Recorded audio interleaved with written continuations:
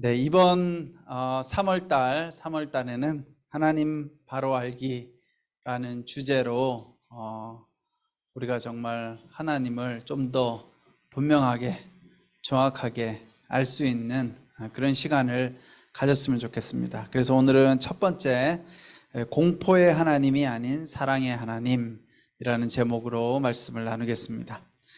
옛날에는 자연재해가 생기거나 비바람이 불고 태풍이 심하게 오거나 혹은 비가 오지 않으면 어떻게 했죠?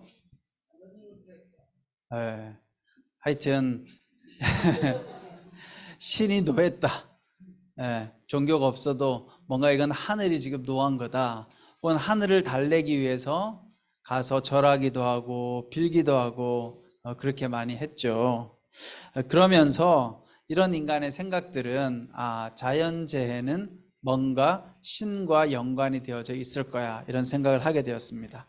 그 결과 우리 역시도 하나님에 대해서는 하나님 그러면 사랑과 은혜의 하나님 머리로는 알고 있는데 가슴으로는 뭔가 두렵고 여전히 공포스러운 그런 하나님에 대한 이미지를 가지고 있을 때가 많습니다. 여러분, 또 옛날뿐만 아니라 요즘 어떻습니까? 우리가 삶을 살다가 여러 가지 삶의 어려운 일들이 발생해요. 위기가 발생하고 사고가 일어나고 질병에 걸리면 또 여러분 어떤 마음이 드세요? 하나님 나한테 뭐가 서운한 게 있으신가? 내가 최근에 뭘 잘못했나? 자꾸 이런 문제가 생기네 하면서 또 어떤 마음이 들어요? 하나님에 대해서 또 무섭고 공포의 감정을 가집니다. 여러분들 중에 나는 하나님에 대해서 전혀 무섭지 않아, 그런 분들 계세요?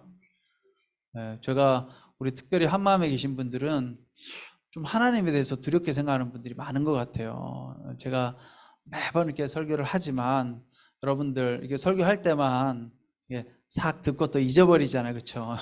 잊어버리면 원래 나를 사로잡고 있던 이미지로 돌아가는 거예요. 그래서 뭔가 하나님은 내 삶을 감시하고 있고 내가 뭔가 잘 못하면 야단칠 것 같은 그런 공포의 하나님으로 우리가 느끼며 살아갑니다. 또 우리가 신앙생활을 교회 안에서 해오면서 여러분들이 오랜 시간 동안 교회 다녀오면서 어떤 이야기를 많이 들으셨어요? 목사님들한테 회개하라 이런 거 많이 들었잖아요. 맨날 죄인들아 회개하라. 맨날 교회 나오면서 맨날 죄인이라 그러고 회개하라 그러고 심판이 있을 거라 그러고 죽음이 있을 거라 그러고 이런 이야기들이, 이런 표현들이 우리도 모르게 우리의 마음속에 뭔가 하나님을 생각하면 심판자 같고 내가 죄를 지으면 용서하지 않을 것 같은, 뭔가 또 어린 시절에 나한테 무섭게 됐던 우리 아버지, 공포스러운 아버지나 어머니의 느낌이 하나님에 대해서도 동일한 감정으로 느끼고 살아가고 있는 것은 아닌지 모르겠습니다. 여러분들 어떠세요? 그런 하나님의 이미지가 조금 있죠? 있어야 되는데 그래야 설교가 있을 거예요. 없는 것 같은데 우리가 아니에요 목사님, 저는 사랑의 하나님, 은혜의 하나님 이렇게 하지만 뭔가 어쨌든 잘 안 풀리면 인생이 하나님 왜 내 인생을 이렇게 힘들게 하시지? 내가 여전히 잘 못해서 그렇나? 이렇게 생각할 때가 많습니다. 자, 그런 점에서 특별히 우리 한마음 예배 오시는 분들, 우리가 주 종목이 조현병이잖아요. 조현병, 또 여러 가지 정신질환. 근데 이상하게 저는 그런 생각이 들었어요. 왜 우리가 여러 가지 정신적인 장애로 인해서 망상이나 환청이나 이런 것이 들려올 때 좋은 이야기는 별로 없고 안 좋은 것만 왜 자꾸 보이고 들리고 할까? 그렇죠? 좋은 걸로 이 환청이 생기면 얼마나 좋아요. 맨날 하나님이 탁 나타나고 나 너를 사랑해, 네가 무슨 짓을 해도 난 네가 좋아, 이렇게 맨날 들리면 얼마나 좋겠어. 근데 우리는 그런 걸 안 들리고 맨날 안 좋은 것만 들려. 야, 너 별거 아니야, 뭐 이런 이야기 들리고, 누군가가 내 머릿속을 들여다보는 것 같고, 그렇죠? 왜 이렇게 안 좋은 것만 나타날까? 아무튼 자, 그런 점에서 오늘 이 시간을 통해서 또 이번 한 달을 통해서 정말 하나님은 어떤 분인지 우리가 하나님의 성품을 바로 아는 그런 시간이 되었으면 좋겠습니다. 오늘 우리가 읽었던 요한 1서 4장 16절 말씀은 하나님에 대해서 아주 분명하게 묘사하고 있어요. 하나님은 어떤 분이시다? 하나님은 사랑이시다 라고 설명하고 있죠. 우리는 우리를 위한 하나님의 사랑을 알고 또한 믿었습니다. 하나님은 사랑이십니다. 누구든지 그 사랑 안에 거하는 사람은 하나님 안에 있고 하나님도 그 사람 안에 계십니다. 오늘 말씀이에요. 하나님은 사랑이십니다 라고 이야기하고 있습니다. 여러분, 하나님은 사랑이시다라는 표현은 기독교의 핵심 명제죠. 그렇죠? 기독교 그럼 뭐예요? 하나님은 사랑이다. 성경의 핵심 내용은 뭐예요? 하나님은 우리를 사랑하신다. 이것이 핵심인데 우리는 오늘날 기독교 혹은 신앙 그럼 뭐가 떠올라요? 죄, 심판, 죽음, 율법 이런 거. 너무 그런 걸 많이 듣다 보니까 진짜 본질, 하나님에 대한 본질보다는 비본질적인 것에 우리가 더 많은 생각과 느낌을 가지고 신앙생활을 하고 있다라는 거예요. 20세기 최고의 신학자 칼 바르트라고 하는 신학자가 있습니다. 독일에. 이 칼 바르트는 스위스 사람인데 이 칼 바르트는 뭐라고 이야기하느냐? 하나님은 사랑하는 존재다. 하나님은 어떤 분이냐? 사랑하는 존재다. 사랑하고 있는 존재다. 또 십자가의 요한은 이렇게 하나님을 표현합니다. 사랑하는 것만이 나의 유일한 행위이다. 하나님은 어떤 분이냐? 사랑하는 것만이 나의 유일한 행위이다. 하나님은 사랑 외에는 아는 것이 없고 그것만이 하나님의 일이다라는 거예요. 하나님이 하는 일은 뭐냐? 오직 사랑이라는 거예요. 하나님이 하시는 일은 오직 사랑이고 사랑 외에는 하나님께서는 하시는 일이 없다. 그 하나님의 사랑에는 어떤 제한이나 소외나 조건이 없다라는 거예요. 그런데 오늘 여러분과 제가 믿음 생활하면서 가장 힘든 게 여러분 뭔 줄 아세요? 당연하다고 생각하는데 가장 힘든 게 뭐냐면요, 하나님이 나를 사랑한다는 걸 조건 없이 받아들이는 게 가장 어려워요. 우리 다 믿을 것 같죠? 안 믿어요. 여러분, 하나님 여러분 사랑하십니다, 조건 없이 여러분 사랑하십니다, 이런 설교를 얼마나 많이 들었겠어요. 근데 안 받아들여요. 싹 다 못 받아들여. 왜냐? 현실 세계에서 나를 조건 없이, 나의 결점과 실수에도 불구하고 조건 없이 나를 사랑해주고 받아주는 경험을 우리는 거의 다 해보지 못했기 때문에 그래요. 사람들은 항상 조금만 실수만 있으면 다 찔러. 이렇게 너 이거 잘못했어? 톡. 근데 하나님은 여러분과 저를 향해서 그 어떤 조건도 내걸지 않고 그냥 무조건적으로 사랑하신다는 거예요. 믿음은 뭐냐 여러분? 믿음은요, 조건 없이 나를 사랑하신다는 하나님을 받아들이는 것이, 그게 믿음이에요. 믿음. 근데 우리는 너무 믿음이 어려워 안 받아들여. 조건 없이 사랑한다고 했는데도 우리는 다 어떻게 해석하고 있어요? 뭐가 잘 풀리면 하나님 날 사랑하는 것 같아. 근데 최근에 뭐가 잘 안 풀리면 찝찝하네. 내가 지난주 교회 가려고 하다가 안 갔는데 그것 때문에 그렇나? 헌금을 이번 달은 11조가 조금 좀 쪼들려가지고 10에 0.7을 했는데 그것 때문에 이런 일이 생겼나? 그럼 다 그렇게 생각하세요, 여러분. 그런데 하나님은 그런 분이 아니다라는 거예요. 조건 없이 무조건적으로 우리를 사랑하시고 그것을 받아들일 때만이 우리의 삶이 변화가 될 수 있다는 거예요, 여러분. 그러니까 오늘 중요한 게 뭐예요? 우리가 변화되고 싶으면요, 하나님은 정말 나를 조건 없이 사랑하셔를 받아들여야 돼요. 그게 그리스도인으로서 변화될 수 있는 첫 번째 조건입니다.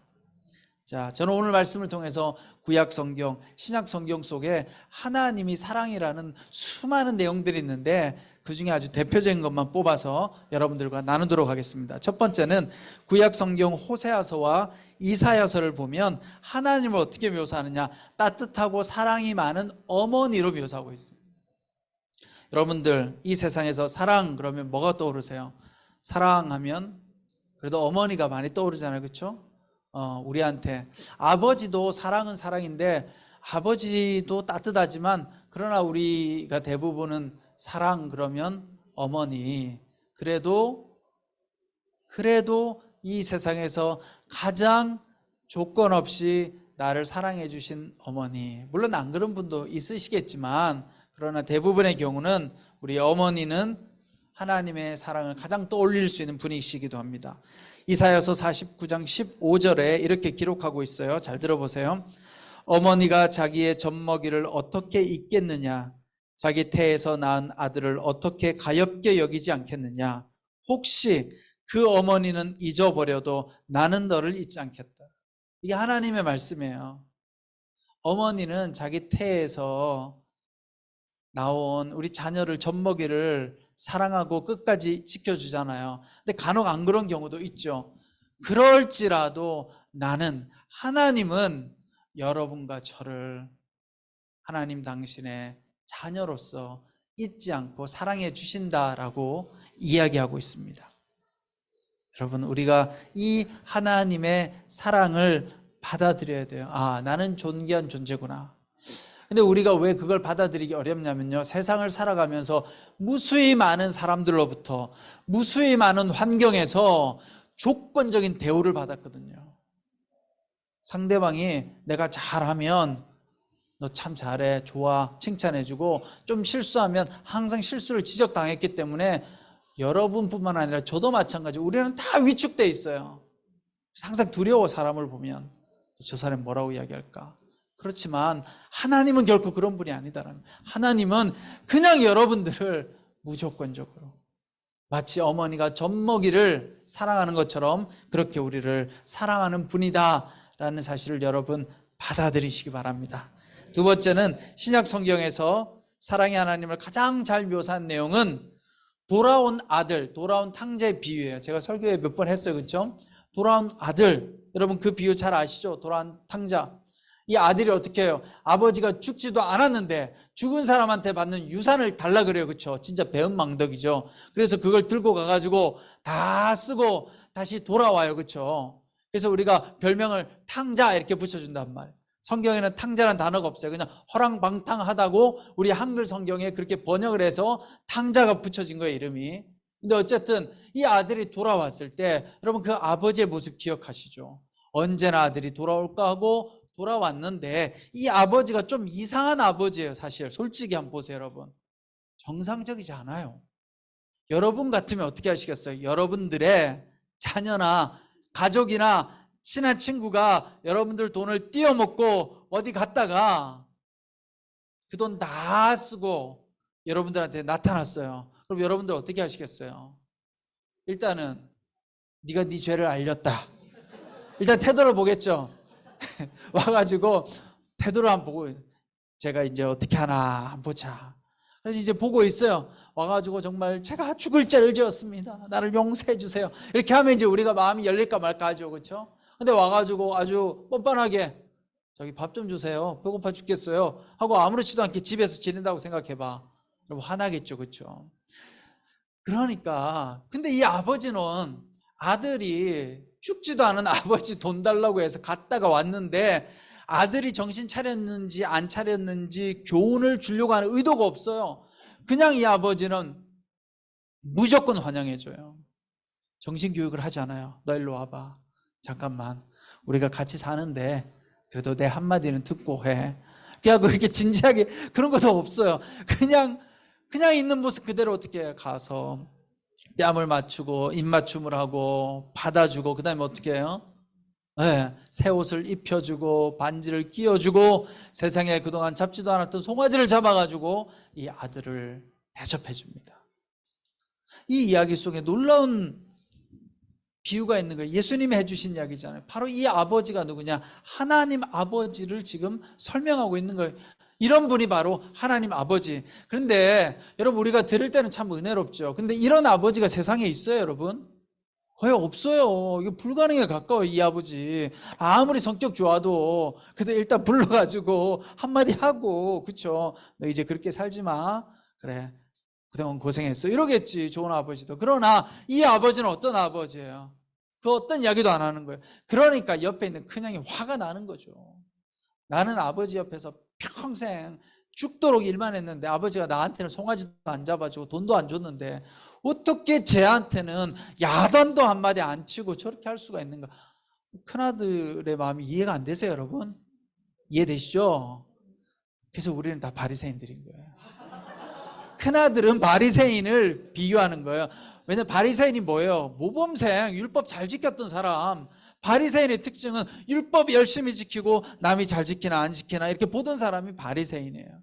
그러니까 여러분과 저는요, 이 집안에서 가족 구도를 보면 우리는 다 바리새인이야. 큰아들 역할. 그 다음에 여러분들 중에 탕자 있어요, 혹시? 탕자 없을 것 같아요. 탕자는 여기 안 앉아 있겠죠, 그렇죠? 그 다음에 이제 아버지가 있잖아요. 그러니까 성경이 우리한테 알려주고 싶은 하나님은 어떤 분이에요? 하나님의 사랑은 결코 조건적이거나 대가를 바라는 분이 아니다. 그런데 우리는 왜 조현병으로 인해서 환청이나 망상이 들릴 때는 자꾸 우리를 조건적으로 공격할까? 야, 너 별 볼 일 없는 존재야. 더 심한 말도 듣잖아요, 그렇죠?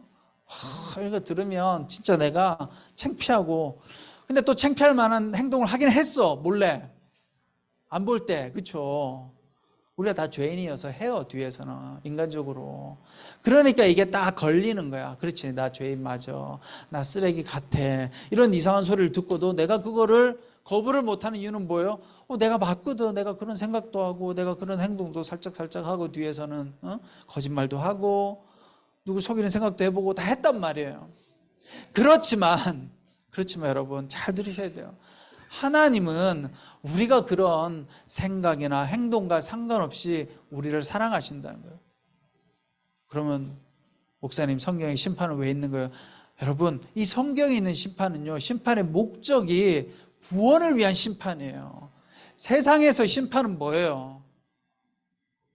너 망가져라 이거잖아. 너 내 편 아니면 너 죽어라 이거잖아요, 세상에서는 심판이. 근데 하나님께서 우리한테 하시는 심판은 또 하나님께서 여러분들과 제가 죄를 지었을 때 그 죄를 징벌하는 목적은 여러분과 저를 구원의 길로 인도하기 위한 과정일 뿐인 거예요. 그게 중요한 게 아니에요. 여러분, 죄가 안타깝지만 저도 어린 시절에 너무 많은 목사님들이 맨날 죄만 이야기했어. 죄만. 또 요즘은 죄 이야기 안 한다고 사랑만 이야기한다고 또 그렇게 비판해요. 근데 사랑이 본질인데 어떻게 하겠어요, 여러분? 하나님의 본질은 사랑인데 그게 핵심이고, 죄를 왜 이야기해야 되느냐? 하나님의 사랑을 경험할 수 있도록 만들어야 되니까. 왜냐하면 죄는 하나님과 우리 사이를 막으니까 하나님의 사랑 가운데 인도하기 위해서 죄의 문제를 짚었던 거예요. 근데 우리는 다 어디에 빠져 있느냐? 죄에 다 빠져 있는 거예요. 떠올려보면 내가 죄인 맞거든요. 그러니까 거기서 어떻게 해요? 이런 나를 사랑하실까? 근데 여러분, 하나님은 우리를 사랑하십니다. 자, 한번 따라해 보세요. 하나님은 조건 없이 나를 사랑하십니다. 아멘. 네, 여러분 받아들이셔야 돼요. 여러분들이 생활하다가 또 자꾸 망상이 생기고 뭐가 이상한 게 보이고 여러분들을 정죄하고 비난하는 소리가 들릴 때 느낌은 맞는 것 같아도 말씀에 의해서 어떻게 해야 돼요? 어둠아 물러가라. 물론 뭐 사단이 꼭 그런 건 아니겠죠. 우리의 이 뇌체계에서 그런 일이 일어나니까.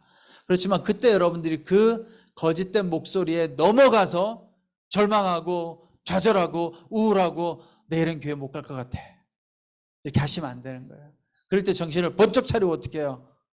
오늘 제가 설교한 거를 머릿속에 넣어두세요. 하나님은 날 사랑한다고 하셨어. 요한 1서 하나님은 사랑이시다라고 말씀하셨지. 그걸 우리가 받아들여야 돼요. 자, 세 번째는 예수 그리스도 안에서 하나님의 사랑을 우리가 가장 잘 알 수 있다는 거예요. 하나님은 사랑이신데 어떻게 알 수 있어요? 예수님께서 하나님이 사랑이심을 보여주신 거죠. 여러분, 예수님께서 이 땅 가운데 오셔서 하나님을 가장 잘 아는 분이 누구겠어요? 하나님 옆에 계셨던 분, 하나님을 본 분이잖아요. 근데 누구예요 그분이? 바로 예수 그리스도잖아요. 예수님께서 내가 아버지를 보았다 그랬잖아요. 아버지 옆에 있었고, 천지를 창조할 때 하나님께서 예수님과 함께 계셨잖아요. 그 예수님이 증언하는 거예요. 하나님을 어떤 분인지를. 그래서 누가복음 6장 36절에 이렇게 기록하고 있어요. 너희 아버지께서 자비로우신 것처럼 너희도 자비로운 사람이 되라. 하나님 어떤 분이에요? 자비로우신 분. 자비가 뭐예요? 불쌍히 여겨주고 긍휼히 여겨주고 사랑하는 분이 자비잖아요. 하나님은 어떤 분이냐? 예수님이 본 하나님은 자비로운 분이다. 그러니 우리도 하나님을 닮았다면 어떻게 해요? 자비를 베풀고 살아가라는 것입니다. 그래서 우리는 예수님 안에서 하나님 사랑의 절정을 경험할 수 있어야 돼요. 최근에 제가 목회 신학이라고 하는 책에 글을 하나 읽었는데 거기 어느 목사님 이야기가 실렸어요.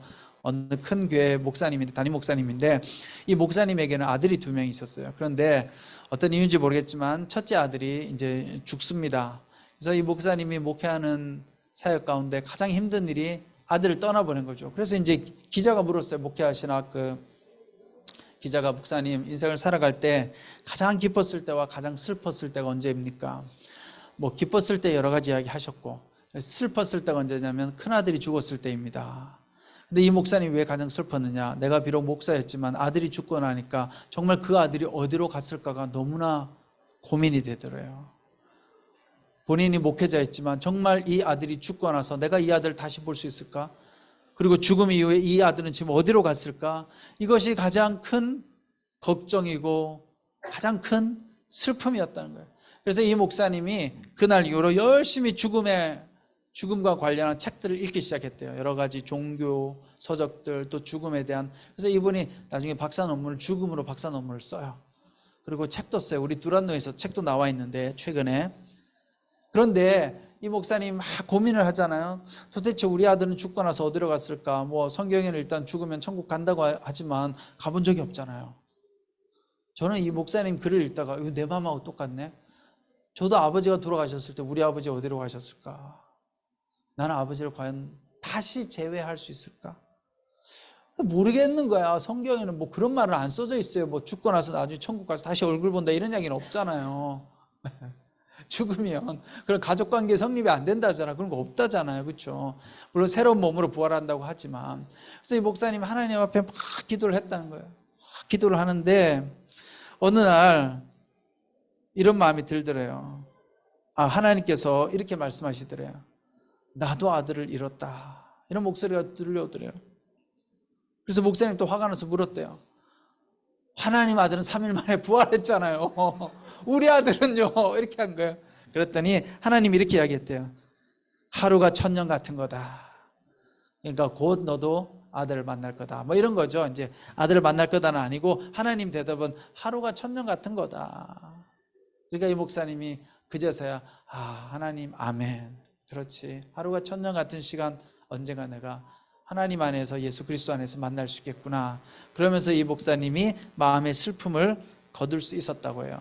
그 죽음에 대한 해결책을 예수님으로부터 찾을 수가 있게 되었다고 합니다.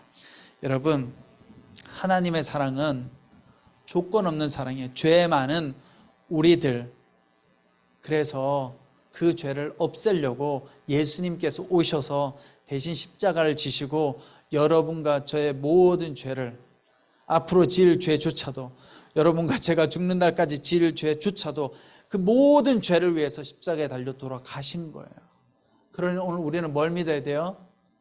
하나님의 조건 없는 사랑을 믿고 받아들이고 살아갈 때 우리의 삶에 변화도 일어나고 여러분들이 가지고 있는 여러 가지 정신적인 어려움들도 조금이나마 나아질 수 있는 거예요. 그런데 우리가 이 믿음을 받아들이지 못하고 맨날 아멘 아멘 하는데 하나님은 날 무조건적으로 사랑하실 리가 없어. 하나님 내가 좀 열심히 잘하면 더 좋아하실 거야. 여러분 그 생각에서 벗어나셔야 돼요. 그래서 사도 바울은 이렇게 이야기합니다. 누가 우리를 하나님의 사랑에서 끊어내랴. 그 어떤 것도 하나님의 사랑에서 우리를 끊을 수가 없다는 거예요. 하나님은 여러분들을 사랑하기로 작정하셨다는 거예요. 조건 필요 없어요. 누가 와가지고 일러줘. 하나님 제가요 요즘요 저 이상한 짓 하고 돌아다니거든요. 쟤만 빼주세요. 아니 상관없다잖아요. 조건이 없대요. 그냥 하나님은 우리를 무조건 사랑한대요. 그러니까 사도 바울이 그 어떤 것도 하나님과 우리 사이의 관계를 막을 수가 없다라고 고백하고 있는 거예요. 여러분, 우리가 하나님에 대한 왜곡된 이미지를 회복해야 돼요. 왜냐하면요, 우리가 하나님을 공포의 하나님, 무서운 하나님으로 생각하고 있으면 하나님 앞에 의존하는 것이 아니라 다른 거에 의존하게 돼 있어요. 두려우니까 어떻게 해요? 사람에게 의지하고 물질, 돈, 권력, 다른 거에 의지하게 되는 거예요. 그럼 결국 그게 뭐예요? 하나님과 멀어지는 거죠. 그래서 여러분들이 공포의 하나님이 아니라 사랑의 하나님을 온전하게 믿고 받아들여서 변화된 축복을 누리시는 여러분 되시기를 축원합니다. 기도하겠습니다. 지금은 우리 주 예수 그리스도의 은혜와 하나님 아버지의 그 크신 사랑과 성령님의 감동 감화 위로 교통하심의 역사가 변함없이 한결같이 조건 없이 우리를 사랑하시는 그 하나님 사랑 안에 거하기 원하는 우리 한마음 공동체 모든 성도님들 한 분 한 분 머리 위에, 그 가정과 자녀들과 모든 삶의 터전 위에 지금부터 영원토록 함께 하시기를 간절히 축원하옵나이다. 아멘.